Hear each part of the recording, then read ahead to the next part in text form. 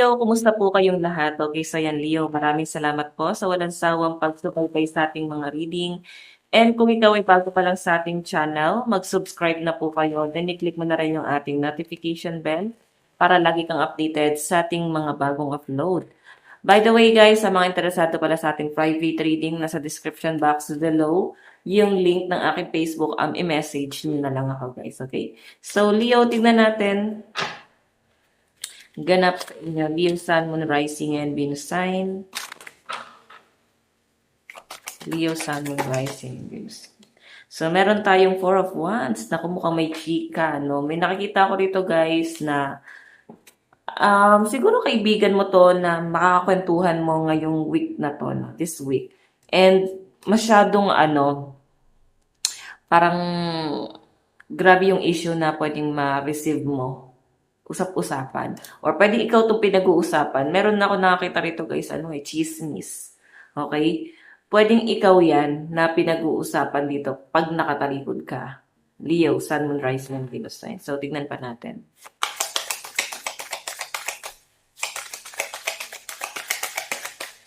Leo.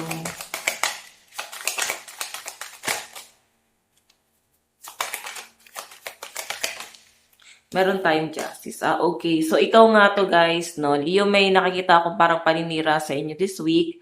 So, ingat ka. May mga tao or pwedeng kaibigan guys na posibleng hindi mo talaga makasundo din this week, no? So, pwedeng ma-involve ka sa gulo. Pero sa nakikita ko guys, makukuha mo yung justice kasi nandyan. Okay? Sinisiraan ka kasi naiinggit sila sa'yo. Sinisiraan ka kasi maganda yung nangyayari sa buhay mo ngayon. Okay? So, pwede kasing meron kang maayos na pamumuhay. Meron kang maayos na source of income. So, naiinggit sila. Hindi ka nila guys kayang higitan. Okay?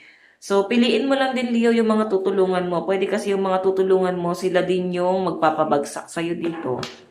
Ayan. Kaya maintindihan mo talaga yung mga mayayaman kung bakit guys hindi ganun tumutulong. Di ba sinasabi nila masama daw ugali ng mga mayayaman? Hindi. Marami lang talaga sila guys pinagdaanan. Pero may mga mayayaman na mabait naman, di ba? Marami lang talaga sila guys pagsubok na pinagdaanan kung bakit ganun na sila guys katatag na. Ganun na sila guys katigas. Talagang habang ikaw nagiging successful, mas magiging matigas ka eh. So, I think yung iba sa inyo, calling to para sa'yo. Kung bakit nangyayari sa yan is baka mas pinapatatag ka. Okay, napiliin mo kung sino yung dapat mong tulungan. Tingnan natin Leo, Sun, Moon, Rising, and Venus sign.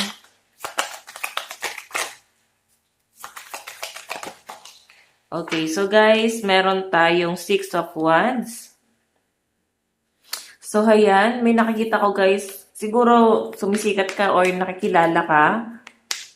Pwedeng meron kang kakaibang kakayahan, talent na talagang naipapamalas mo, no? So, parang bibigla ang pagsikat ako nakikita rito sa ibang Leo dito, no? Kung bakit guys maraming naiinggit na sa inyo. Ay, anong kakaiba kay Leo? Bakit parang nakikilala siya? Bakit sumisikat siya? Ganun yung nakikita ko, Leo. Okay? Tignan pa natin Leo, Sun, Moon, Rising, and Venus sign. Leo, Sun, Moon, Rising, and Venus sign.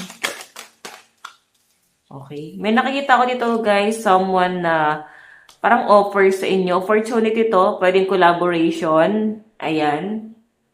Baka mag-reach out sa inyo. So parang tuloy-tuloy yung pag-asenso ng ibang Leo na nakikita ko dito. Tuloy-tuloy yung pag-angat nyo. Ang ganda ng daloy ng kaperahan. So, habang umaangat ka, mas lalong dumadami din ang basher mo. Okay, may nakikita rin ako guys, someone na parang mag-reach out. Oo. Magsisend siya sa inyo ng message. Ayan, someone from the past. Baka ex mo to. Okay. Tignan pa natin.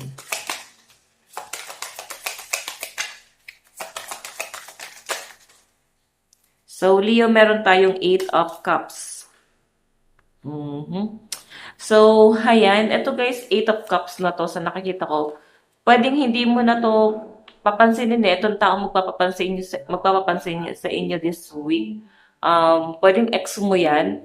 So, ang nakikita ko sa kanya guys, ang tindi ng regret na nararamdaman niya. Grabe yung pagsisisi niya kung bakit siya guys. Gusto niyang maayos kayo ulit. Pero ikaw kasi 8 of Cups, no? Pag sinabing 8 of Cups, nandun pa yung intention, nandun pa yung pagmamahal. Pero nandun na yung pagtalikod mo. Pwede kasi guys talagang gusto mo na talaga siyang talikuran. Or pwede rin naman guys na mas pipiliin mo na lang din yung sarili mo. Baka kasi bibigyan mo din ng leksyon etong taong to, Leo. Okay? Tignan pa natin Leo, Sun, Moon, Rising, and Venus sign. Leo, Sun, Moon, Rising, and Venus sign. Additional message. Okay? O, diba? Na-involve ka sa third party. May tumalikod sa'yo. Ngayon, parang maghahabol. Sobrang nasaktan ka sa taong yan. Then, ngayon, expect mo may paghahabol siya na gagawin dyan. Ayan, no? Okay? Dami niya naging realization. Okay. Tingnan natin. Meron tayong Page of Cups. Nag-iisip eh. So, iniisip-isip ka nitong taong to. So, baka ikaw ay may mga weird na panaginip. Bakit bigla mo siyang napapaginipan? Or pwedeng bigla mo na lang siya guys naiisip is dahil iniisip-isip ka rin itong taong to. Okay? Meron tayong Page of Pentacles. Parang mas nagpo-focus ka sa source of income mo. Parang ito yung mas mahalaga sa inyo ngayon. Tingnan pa natin.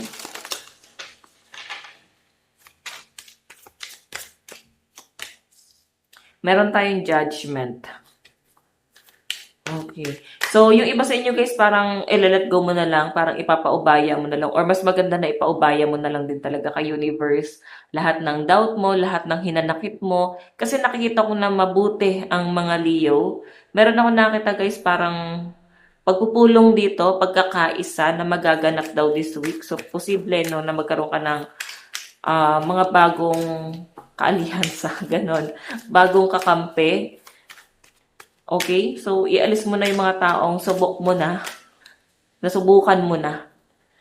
Itira mo na lang yung mga taong nandyan pa rin at hanggang ngayon guys, parang alam mo yon tawag dito, hindi guys nagpapalupig ba tawag doon? Or hindi ka naman lang nagawang saktan or isahan, no? Piliin mo na lang yon. Okay, so meron tayo guys, Ace of Pentacles and King of Swords. Naku, meron talaga guys manggugulo sa inyo. So, ayan, mukhang hindi ka makalimutan itong tao to. Parang matagal na yung panahon guys eh. Lumipas na yung panahon, taon. So, ngayon niya guys, ngayon niya nare-realize na, ay, mahal ko pa pala tong taong to. So, may panghihinayang siya ngayon. Okay, so tignan natin yung advice para sa inyo. Meron tayong forgiveness, bring freedom. So, pagpapatawad to. Siguro yun ang ginagawa ng mga Leo dito. Hindi naman kayo guys hirap magpatawad talaga. Okay, alam naman natin, lalo mga fire sign, no?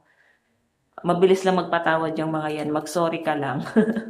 So, Leo ka rin eh.